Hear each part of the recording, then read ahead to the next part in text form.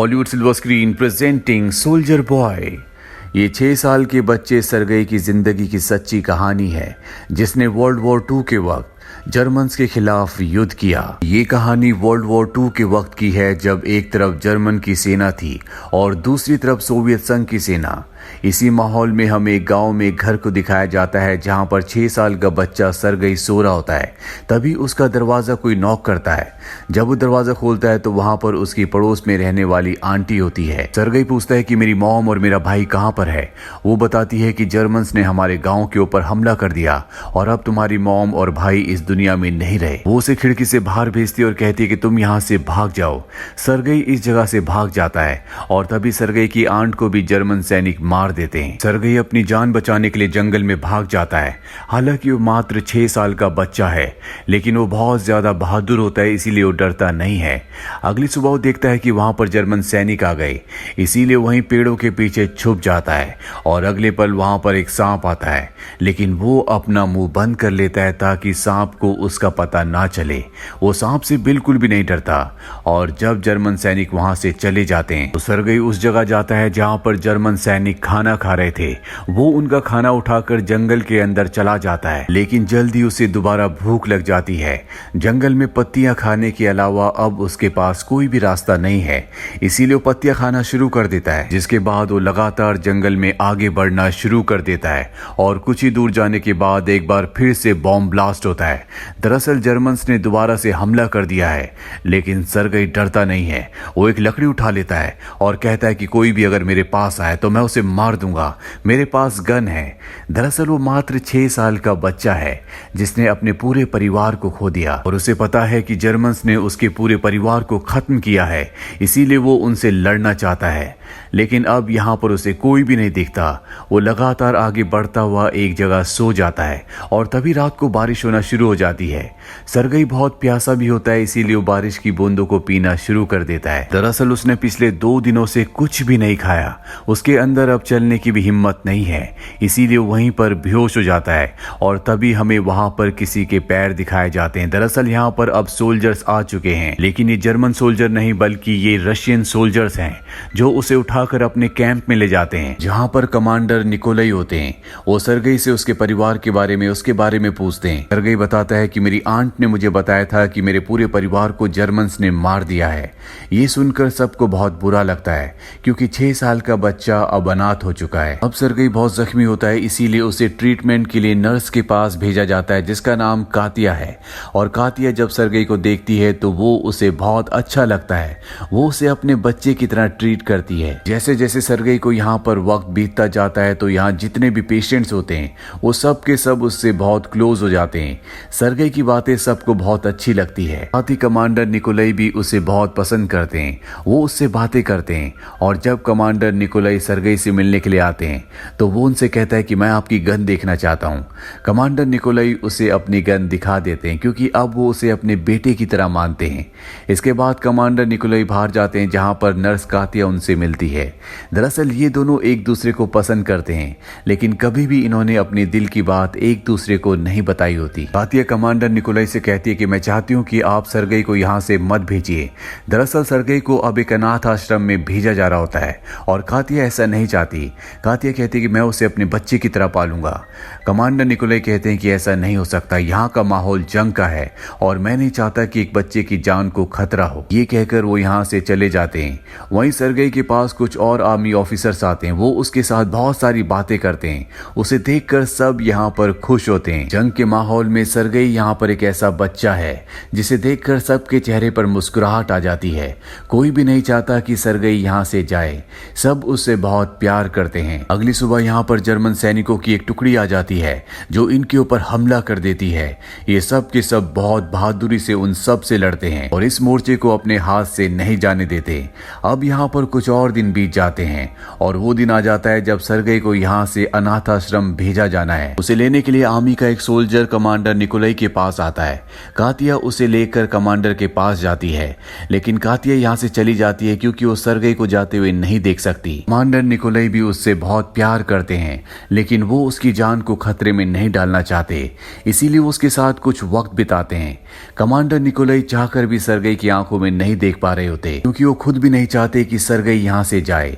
Commander Nikolai ने Sergei के लिए लकड़ी की एक गन बनाई होती है, वो उस गन को सरगई को देते हैं।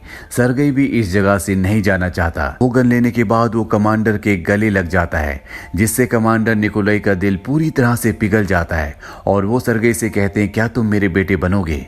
सरगई कहता है कि हाँ। और अब सबको पता चल चुका है कि कमांडर सरगई को लीगली अडॉप्ट करना चाहते हैं। उन्होंने उसे अपना बेटा बना लिया है। सरगई को अब यहीं रहना है, इसीलिए सब बहुत खुश हो जाते हैं। अगली सुबह सरगई जब उठता है तो सब ने मिलकर उसके लिए एक ड्रेस बनाई होती है, साथ ही आर्मी के जूते भी पहनकर वो खुशी खुशी सबको दिखाने के लिए जाता है। पर तभी यहाँ पर जर्मन प्लेन्स आ जाते हैं जो इनके ऊपर हमला कर देते हैं। बहुत सारे सोल्जर्स घायल हो जाते हैं। कैप्टन निकोलाई किसी तरह से सरगई को बचा लेते हैं और जब जर्मन्स के प्लेन्स यहाँ से चले जाते हैं तो सरगई सबकी मदद करना चाहता है और सबके पास जाता है, लेकिन कोई उसकी बात नहीं सुन रहा होता। इसीलिए वो उस कैंप में जाता है जहाँ पर सभी घायल सोल्जर्स होते हैं। यहाँ पर एक सोल्जर की दोनों आंखें चली गई होती है। उसके घर से उसके लिए लेटर भी आया होता है और वो सरगई से कहता है, क्या तुम इस लेटर को पढ़ सकते हो? सरगई मात्र 6 साल का बच्चा है, उसे पढ़ना नहीं आता, लेकिन फिर भी वो उसके लिए चिट्ठी पकड़कर कुछ ना कुछ बोलना शुरू कर देता है और वो उसे ये भी कहता है कि तुम्हारी गाय ने अब बहुत सारा दूध देना शुरू कर दिया है। वो सोल्जर कहता है, लेकिन मेरे पास तो कोई भी गाय नहीं है। तभी बगल में लेटा हुआ सोल्जर कहता है कि जो ये बोल रहा है तुम सुनते रहो। और इसके बाद वो उसका लेटर अपने मन से पढ़ना शुरू कर देता है, जिसे सुनकर सबको बहुत हंसी आती है और जंग के इस इंटेंस माहौल में कुछ पलों के लिए खुशी आ जाती है। इसी तरह से सरगई को यहाँ पर दिन बीतते चले जाते हैं। वो अब बिल्कुल सिपाही की तरह, सोल्जर की तरह रहता है। और एक सुबह जब वो सेविंग कर रहा होता है तो उसके पास 2 सोल्जर्स आते हैं। वो उससे मजाक में पूछते हैं, क्या तुम आज डेट पर जा रहे हो? सरगई कहता है कि कभी भी सोल्जर डेट पर नहीं जाता, वो हमेशा ड्यूटी पर रहता है। दरअसल सरगई की इसी तरह की बातें यहाँ पर खुशी का एक कारण होती है। इसके बाद सरगई उस जगह जाता है जहाँ पर सभी सोल्जर्स की मीटिंग चल रही होती है और वो कमांडर निकोलाई से पूछता है, क्या मेरे लिए कोई ऑर्डर है सर? क्या मेरे लिए आपके पास कोई काम है? वो कहते हैं कि हाँ, जितने भी सोल्जर्स के लेटर्स आए तुम उन सब को दे दो। सरगई सबके लेटर्स उन सब सोल्जर्स को दे देता है। ये काम पूरा करने के बाद अपनी दूरबीन लेकर जो सोल्जर्स ने उसे दी थी वो जंगल की तरफ निकल जाता है और तभी वो देखता है कि झाड़ियों के पीछे 2 जूते हैं, यानी कि वो किसी के पैर हैं। वो वापस अपने कैंप में आकर अपने सैनिकों को बताता है, जिसके बाद वहां पर रशियन सैनिक जाते हैं और वो देखते हैं कि ये जर्मन जासूस है। वो उन जासूसों को पकड़ लेते हैं। इसके बाद कमांडर निकोलाई सरगई को शाबाशी देते हैं और कहते हैं कि तुम एक बहुत ही बहादुर सोल्जर हो। अब यहाँ पर सरगई को लीगली अडॉप्ट करने के पेपर्स भी आ चुके होते हैं, जिन्हें साइन करने के बाद अब कमांडर निकोलाई उसके एक लीगल फादर बन चुके हैं। इससे इन दोनों को बहुत खुशी होती है। अगली सुबह एक बार फिर से जर्मन्स इस जगह पर हमला कर देते हैं। कमांडर सरगई को कहते हैं कि तुम्हें इसी जगह बैठना होगा, तुम यहाँ से कहीं भी हिल नहीं सकते।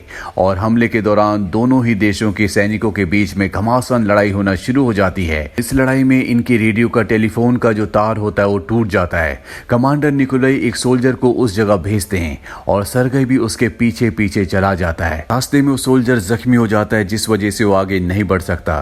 सरगई कहता है कि मुझे बताओ कि वायर को कैसे जोड़ना है, मैं वहां पर जोड़ कर आता हूँ। सोल्जर उसे मना करता है, लेकिन फिर भी सरगई उससे पूछकर उस जगह पहुंच जाता है और वो वायर्स को जोड़ देता है, जिससे कनेक्शन वापस आ जाता है। और कमांडर निकोलाई को, जिन्हें बहुत ही जरूरी बात करनी थी, अब वो अपने ऑफिसर से बात करते हैं। सरगई ने एक बार फिर से साबित कर दिया है कि वो एक बहुत ही अच्छा सोल्जर है। वहीं सरगई को पता है कि उसके पिता कमांडर निकोलाई नर्स कातिया को प्यार करते हैं, लेकिन वो अपने दिल की बात नहीं बोल पाते। इसीलिए कातिया के पास जाता है और उसे कहता है कमांडर निकोलाई की हालत बहुत ज्यादा खराब है, वो उठ भी नहीं पा रहे। ये सुनकर कातिया घबरा जाती है और जब वो कमांडर निकोलाई के पास जाती है तो देखती है कि वो पूरी तरह से ठीक है। ये दोनों समझ जाते हैं कि ये सरगई ने जानबूझकर किया है। अब इन दोनों के बीच में थोड़ी सी बातें बढ़ जाती है और अगली सुबह वो कातिया के पास जाते हैं और उससे कहते हैं, क्या तुम सरगई की मॉम बनना चाहोगी? यानी कि उन्होंने अपने प्यार का इजहार उससे कर दिया है। कातिया भी हाँ कर देती है। अब अगले दिन इन्हें ऑर्डर्स मिलते हैं कि इन सब को यहाँ से दूसरी जगह जाना होगा। दरअसल इस पोस्ट को इन्हें खाली करना है और अब ये पूरी की पूरी बटालियन इस जगह को छोड़कर आगे बढ़ जाती है और तभी जर्मन्स इनके ऊपर हमला कर देते हैं। कई सैनिक घायल हो जाते हैं लेकिन लगभग सभी बच जाते हैं और ये दूसरी जगह पहुंच जाते हैं जहां पर कमांडर निकोलाई अपने जनरल से मिलते हैं और जब वो उससे बात कर रहे होते हैं तभी यहाँ पर सर्गेई आ जाता है जो पूरी तरह से एक सोल्जर की यूनिफॉर्म में आता है। सबसे पहले वो जनरल कोर कमांडर को एक सोल्जर की तरह सल्यूट करता है और पूछता है आज मेरे लिए क्या ऑर्डर्स हैं। कमांडर निकोलाई कहते हैं कि सब सोल्जर्स को लाइन में खड़ा करो और देखो कि किस किस के जूते फट चुके हैं या किसी को भी कोई चीज की जरूरत हो तो उसका नाम नोट कर लो और इसके बाद हमें रिपोर्ट करो। सर्गेई ऐसे ही करता, वो एक लिस्ट बनाकर अपने पिता यानी कि कमांडर के पास और जनरल के पास आता है और लिस्ट उन्हें सौंप देता है। इसके बाद वो जनरल से परमिशन मांगता है, कहता है कि मैं चाहता हूं कि आप मेरे पिता यानी कि कमांडर की और नर्स कातिया की शादी की परमिशन दे दे। ये सुनकर कमांडर और जनरल दोनों बहुत हंसते हैं। हालांकि सर्गेई जो कुछ कर रहा होता है वो बहुत सीरियस कर रहा होता है लेकिन सबको उसकी प्रेजेंस से बहुत खुशी होती है। अब रात को एक बार फिर से जर्मन इनके कैंप के ऊपर बहुत बड़ा हमला कर देते हैं जिसमें कई सैनिक मारे जाते हैं, कई जख्मी हो जाते हैं। सर्गेई अपने पिता कमांडर को ढूंढ रहा होता है लेकिन वो उसे कहीं नहीं मिलते। अगली सुबह उसे पता चलता है कि उसके पिता बहुत जख्मी है। वो कमांडर निकोलाई के पास जाता है जिन्हें देखकर सर्गेई की आंखों में आंसू आ जाते हैं। वो पहले भी अपने पूरे परिवार को खो चुका है और अब वो अपने पिता को यानी कि कमांडर निकोलाई को नहीं खोना चाहता। कमांडर निकोलाई उसे कहते हैं कि कभी भी कोई सोल्जर, कोई मर्द आंसू नहीं बहाता, जिसके बाद वो चुप हो जाता है।